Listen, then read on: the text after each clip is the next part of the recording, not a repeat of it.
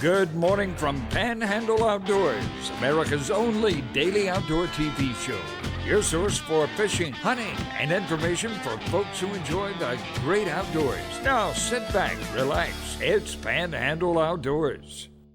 Good morning, folks. Welcome to Panhandle Outdoors. I'm Winston Chester. I'm glad to hear this morning. We have a couple of special guests here in the studio, but first, let's take a look at our weather. Brought to us by Gulf Coast Air Conditioning. Drew Pollard, the hard-working crew, taking care of our everyday comfort needs, and it's going to be a comfortable day today. How about a high of 82, a low of 52? Very nice day. We're looking at some really these cool mornings, just very refreshing. We mentioned that yesterday.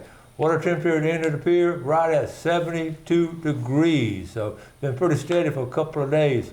Let's take a look at our river readings brought to us by Panama City, Coca-Cola, the Apalachicola at Bluntstown, 10.6. It's sort of leveling off a little bit. Had a little bit of drop to it yesterday, leveling off some today. And we'll just see what's going to happen up in Chattahoochee at the dam for the next couple of days. So we'll let you know. The Choctaw Caryville this morning reading a 7.7, and it's steady. Pretty steady on both rivers for today. If you're going out there today, it's not a lot of movement either way. Our water temperature is like I say, that water temperature in fresh water sort of just reflects the same one in salt water, so it's not a lot of movement in it either. Our wind direction will be coming out south-southeast at about 12. Tide chart brought to us by Kent Forest Lawn. Like we said yesterday, we're in neap tides, but a couple of days it's going to pick up on Friday and Saturday. We've got some good decent tides coming in for the weekend, just for you to go fishing. Let's take a break and we'll come right back. Okay, welcome back. A couple of familiar faces you've seen here on Panhandle Outdoors. Always glad to have Fred Myers and his son Carter. Welcome back. Good to be back. We've got a lot to talk about. We've got some, of course, we're going to talk about some red fishing. We're going to put that off toward the end. But first, we've got to talk about some turkey hunting and basically some things y'all been doing. So let's get started. Fred, what have y'all been up to? Well, we've been turkey hunting a little bit. I've killed one bird, and Carter's tagged out. He's killed two. But it's been a little tough this year. We've got some birds. We're kind of holding what we won't shoot them. We manage turkeys, so if we have a lot of birds, we'll shoot, probably a quarter of the birds that we have. If we don't have a lot of birds, we won't shoot that many. So we've shot 4 off of one piece of property and then 1 off another piece. So it's kind of like deer management. We manage turkeys if you shoot all your birds in 1 year, and they're real sensitive. I was just talking to you. Turkeys are low in on the totem pole, so everything eats them. And when you throw in hunters in there, if you don't really manage your birds, you won't have any for the next year. So, but Carter's killed 2. And a new technique we're using that's probably not new to others is we'll take a turkey fan and fan them in. And I think I got some video of us fanning in 2 jakes. They came up real close to us, and so that's what we've been doing. But Carter sat by himself last weekend after he woke up and killed 1. So okay, well, our first picture here now. This is we've all been in this position before. What's Carter? You taking a nap? What's going on, Carter? Well, yeah. So when he's with me, a little bit, I can take a nap while he watches, but 2 weeks ago, I woke up and we were both sleeping. Yeah, but that's fun, that's normal. Not much gets past us, so it's kind of a waiting game, cat and mouse game. We enjoy it. But that peace and tranquility of the outdoors has an effect on you like that. Yeah, I don't know. When they get away, we don't like it. So, that tranquility sort of it goes away fast. Yeah. But Carter, tell us about harvesting this one right here. That was actually last weekend we just had. So I was hunting by myself. He was hunting down from me a little bit, and it got daylight, and I could hear his birds that he was hunting gobbling. And at daylight, I didn't have any gobble, but about 7:30, I had this one gobble behind me. Oh. And he had a hen with him yelping, and so they were down there, and I couldn't see them yet. They were down there, and I guess just hanging out. And about an hour later, they got quiet, and they came out in front of me. I could see them down there about 100 yards strutting. And then they slowly worked their way, and when they saw the decoys, I had a Jake and a hen out there. The gobbler and the hen came running up there, and the gobbler strutted around the decoys and shot them right Pecked there. at him. That was textbook. That was the last time he strutted around them decoys. That was a textbook hunt Yeah, right there. that's right. It don't happen like that all the time. He only gobbled twice, Awesome. but it was his last 2 gobbles. And he had his spurs. That's on one of the birds we killed. One of the spurs was broke off, and the other one was real sharp, and they're pretty good spurs. That's probably a 3-year-old bird, Yes. but we've killed some good ones. That one actually did not have any spurs, but he was a mature bird. He had a little bit over a 10-inch beard, but sometimes they just don't grow spurs. I don't know. I haven't figured that out. So, but. Were you excited about it? Oh yeah. You heard him shoot? Or? Yeah, I heard him shoot. I had a bird gobble, and I actually watched the bird fly off the roost, and he pitched down in front of me, and he gobbled 3 or 4 times, and did not want anything to do with me. But I knew I had to get in front of him, and I had a fan. I was going to let him see it, but I got in front of him 4 times before he went on, and I couldn't keep up with him. I gave up. That bird was covering some ground. But he gobbled on the roost my bird gobbled on the roost for probably, I don't know, 45 minutes before he pitched down. And I bet you he gobbled 30 times. It was pretty cool, but I knew when I was in a big open cutover, and I knew that bird was probably going to get away from me, because right now they're not really interested in hens, or some of them aren't, and this one was not. He had no hens. And he was just going to get in some shade after daylight, and that's exactly what he did. He went down in a creek, and I was already behind him, and I couldn't catch up with him. In my opinion, if you can't get in front of the bird, it's real hard to kill him. Yeah. So I gave up. I started walking to him, and he says, "Don't come up here. I got one." And he had that bird gobble about an hour before he shot it. So that bird had seen the decoys, and it circled around, found some hens, and then came up there, and the hen got interested in the decoys, and he didn't like that, so he came up there and was wanting to fight that. But it was fun. Great story, great story. Yeah. Let's take a break. We'll be right back.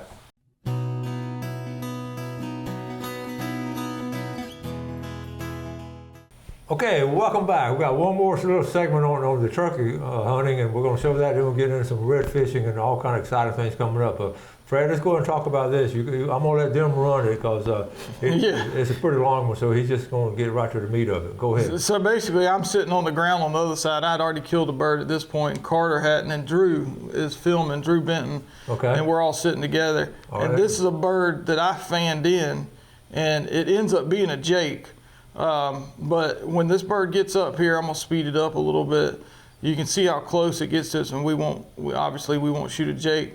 But this bird when it gets about right there, at the end of Carter's gun, to the right over there, I'm about 2 foot from this bird. Oh my goodness. I'm sitting there with a fan, like a strutting turkey, and that bird couldn't resist it. We actually had 2 Jakes come up there, but it was a good time. I mean, it just shows you how effective the fan is when you use it right. I was hidden in the bushes, couldn't see my body, and I had the fan out in the road, and that bird came up there within about 2 or 3 feet from me. But the reason he was videoing that is Drew thought it was going to peck on me, and he thought it was funny, so Drew wanted to get it on camera. He is good about getting my faults on camera.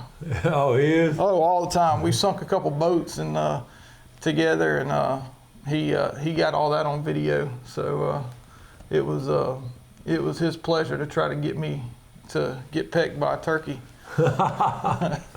Okay, let's go into some red fishing. Tell us what's coming up on the fishing end of everything. Well, we're Carter and I fished 2 tournaments this year. We've qualified for the championship. We'll leave to go to Louisiana in about a month. Right before that, I've got another tournament that I fished with another guy out of South Florida. The last one we fished in Steenhatchee, we actually won. It was a little different. It was a no-call tournament. The state of Florida says you have to have 50 participants to cull during a redfish tournament, and that is actual law. And so we had to follow that law. So once we put that fish in our live well, that we're married to that fish for that day. Okay. But we were on some good fish, and we had 1306 the first day and 1291 the second day. And in my opinion, you just can't let that go. And as a result, the guys had to catch 14.5 pounds that were in second, and they did. Whoa. And they needed 14.51 to win, and they had 14.50. Oh my goodness. So we ended up avoiding the tie by 2/100ths of an ounce. That's amazing how close Yeah. that gets. Yeah. So This picture here, now, is this what tournament? yes, is sir. this? That's the This tournament. We that was in Steinhatchee, Florida. That was about a month ago, I guess. That's a good paycheck. Yeah, that was a 2-day tournament, and we were running about 60 miles each day to catch our fish, but we were done by 9 o'clock. I mean, we had a school of about 300 fish we were sitting on, and when the tide got up, they'd pull right up to us. So we were beating the fish up there, and we knew the fish were coming to the bank, so we'd slide up there as shallow as we can get and get real still, and then we'd watch the fish come up there to us. It was pretty fun. It was very predictable too, and we had a lot of oversized fish. We're just able to catch them. I mean, that had been exciting. it was fun. We kind of hedged our bets and went with a small fish on day 2, but we still had 12.91. We didn't think anybody could catch us. They didn't, but they almost did. Wow, I mean, that's real close. What about these two here? Or the Yeah, that's the second day. Those two totaled 12.91, and we had a 6 3/4 and a 6 1/4. The fish are fat this year. They're really big. Yeah. Just overall, Carter's been catching some good ones in the bay, and I've watched a couple little local tournaments, and they've weighed in around 14 pounds. Yeah. One tournament and 12 pounds, pretty consistent. So I was surprised. The fish are heavy. I don't know that there is more fish, but the fish that are there are heavy. Good quality fish. Well, you know, Fred, we're talking about cycles in nature and all. So this might be the year where they're just going to be a good year, different runs and all, like Pomeroy runs, you know, and good years on turkey. Carter's caught a big trout there. I think we got a picture of it. I think that trout was almost 5 pounds. Yeah, it was a good fish. And that was early in the year when it was still kind of cool before that fish had spawned out. So it's probably going to get a little bigger. But I guess he was around 27, 28 inches and or almost 5 pounds, maybe a little more. Okay, and then we got this one here. Let me see. Yeah, that's in Louisiana. That was a tournament last year. That fish is a little over 8.5 pounds. Whoa. And it was a slot fish. And I don't even remember what tournament that was, but I know we were doing pretty good. But those fish are a different breed. I mean, you can see how short its tail is and stuff, but that fish weighed, I guess, around 8.5 pounds. It was 26.5. Well, you know, I've talked to folks that fish out a lot. They say it's like a different genetics a little bit, where the shorter tail, maybe just some different makeup. They're eating a lot of bait. They don't have to swim a lot. They don't deal with a bunch of current or tide unless they get around the river. But they're struggling too. I mean, those fish over there, you know, there's pogie boats, and they passed a law where the pogie boats couldn't net within 2 miles of the beach. Okay. And that's helping a little bit, but they still catch a lot of those bull reds when they're over there in early fall, fish eating on pogies. But their limits are 5 a person. So they're catching and cleaning 100 redfish a day. Wow. Per boat. You know, so when you have 4. They don't release very many? Or? Not many. Their limits are 16 to 27, so they're smaller on the short side and the same on the big side, but they're also allowed to keep 1 bull, so of any size. So that's pretty tough. I mean, I don't know what's going to happen, but I've been going over there for almost 20 years, maybe 25 years, and I can tell you that there's not near as many fish as there used to be. Well, I was going to say, you're one of the first ones that really started going over there on a regular basis, and so you've seen the whole relationship as far as the fishermen and the population. So you say it's going down for sure? I think so. I mean, I think fishermen are getting smarter. They're getting better tools, and it's getting easier as an individual to catch fish. Equipment's come a long way. Yeah. Navigation has come a long way.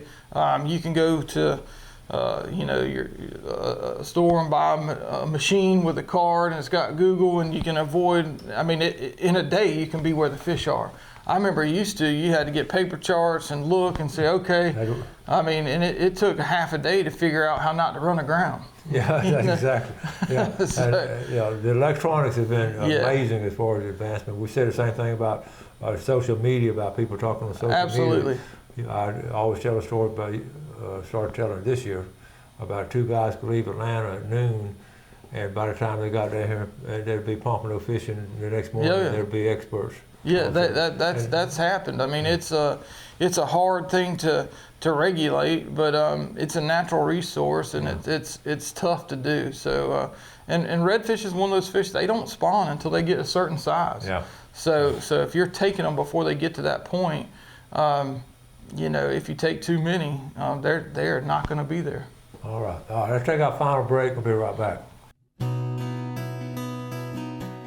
Okay, welcome back. I'm sitting here with Fred and Carter Myers. We got a good fishing story coming up. But first, let's take a look at our fishing game time today, brought to us by Blue Water Outriggers in Port St. Joe. Looking at 11:22 to 1:22, smack dab in the middle of the day with a neap tide and a growing moon. So let's get on this fishing story. I'm not texting. I'm running the video, so I'll let Carter tell this story. Okay. So this is here in Panama City, Florida. We're fishing and we're push pulling, being real quiet in this little skiff.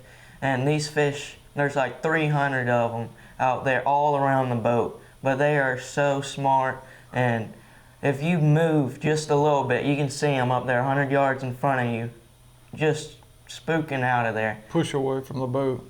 So. But we threw at about probably 50 fish that were in range before we caught this one. Wow. And I mean, somebody can come show us how to do it, but I can tell you, these fish are really spooky, but this is about a 6 1/4 pounder, I believe. But it was just satisfaction catching that one, huh, Carter? Yeah, we were seeing them tail in front of us up there, about 50 yards in front of us, and we would go after that one, keep our eyes on it, and then there'd be one right in front of us. We could hear them drumming in the water. Yeah. Oh, you could hear them, huh? They're so close. If you slipped up to them and they were calm, you could hear them drumming in the water, and they didn't know you were there.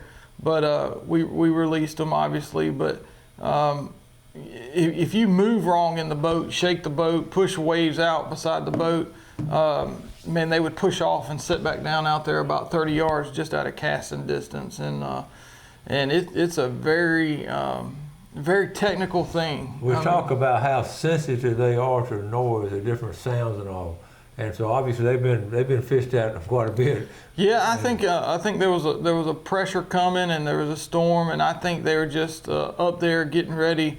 There was some high water the next day, and so I think they were staging up there, getting ready to feed. You might go back the next day, and if you got wind in there and it's blowing around and higher tide, you might catch them all. I mean, you might get them to bite. Yeah. But that particular day, it was really calm, no wind, not much tide when we were fishing there, but we could see almost every fish. And I always caution people, when it's a calm day, it's either going to be really good or terrible. And a lot of times, the fish know you're there before you get within casting range, when it's that calm, unless you're real technical. Now, me and Carter fish really good together on the boat. I push pole, he fishes, and you only fish one at a time. If you start throwing lures out of each side of the boat, you make a lot of movement, a lot of. We try not to get off. If it was a smaller fish, we try not to get off the platform. So you pole most of the time. You're not trolling motors. In that little skiff, that's a little waterman.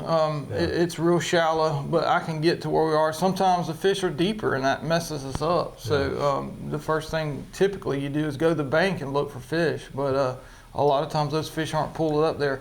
That boat's really good on a real low tide where the fish have no water, and you can find these little pockets, and then they'll really start tailing. That's when you can really target fish and catch them. Now, is that your boat there? Or, Yes, sir. Okay, Yes, so sir. Carter has his own boat, so you take your dad with you every now and then? A little bit. Let him help you out. Yeah. I was funny, I asked him earlier before the show started, I said, what's your plans for the summer? You said one word, what was it? Fishing. Yeah. Is that not great summer plans? I love it. So, Yeah. I tell you, we still couldn't fish like we do without a power pole, and we stake down and wait on these fish to come up here. I was just telling you that tournament me and Cody won. We pulled up to the bank, put the poles down, and waited on those fish. We twisted the boat in the wind where it wouldn't have a bunch of hull slap, so the fish wouldn't feel us. Okay. And so we got it all positioned right and just waited. And it took us about an hour, but we had about 300 fish come up on us. And so we were power pole down. One thing that's changed, power poles come out with trolling motor. So I'll have one soon. It's a brushless motor. It's 24 or 36 volts. So just everybody keep your eye on that. It's going to be a game changer. Super quiet. Oh, cool. It's going to be. I tell you what, I love the power pole people. I remember that time I was outcast, you introduced me to them. I just felt right at home among them. Customer service is their deal. They're awesome. I can tell you that if you want something quality, you're going to spend a little money, but you're going to have it for a lifetime. So that's important.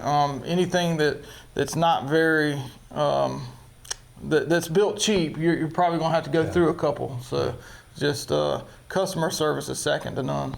Yeah, and different techniques are used. You know, sometimes you're looking for the redfish, and sometimes you anchor down. And a lot of times I'll use a trolling motor on high, the vibration a little bit, just to kind of see if they're there, if I'm not fishing for them, and spook them up on the trolling motor. Real quick before we close out, about how many tournaments have you won? How many boats have you won over the years? A lot. I mean, a pretty good bit. I mean, I know I've won 14 Ranger boats, but. Okay, that says he's won 14. I mean, that qualifies him as an expert, right? No, I don't know about that. I'm still learning. No, he's one of the top redfishermen in the South. Carter's teaching me how to do it. Yeah. Well, I'm glad he's getting to take you fishing now on his boat. That's cool. I'm having trouble keeping up with these young kids. They're taking my money every now and then, and I don't like it. So I'm gonna have to change something. Okay, we got. Always so good to have y'all coming on, and I'm so glad to see y'all. We enjoy it. We enjoy it, and when you go fishing, try to always learn something. That was our goal. I know Carter gets tired of it, but I'm trying to. Why'd that fish not bite? All right, why did he bite? And so there you go. So it's fun to try to learn it. Thank you so much, Fred and Carter Myers. We appreciate them. Folks, thank you all for watching our show. We appreciate the viewership. As always, you do something good for someone else today. You have a great day. Enjoy the outdoors, and God bless. Thanks for watching America's only daily outdoor TV show, Panhandle Outdoors with Winston Chester, featuring hunting, fishing, and other activities and information to help you enjoy the great outdoors. Join us next time for Panhandle Outdoors.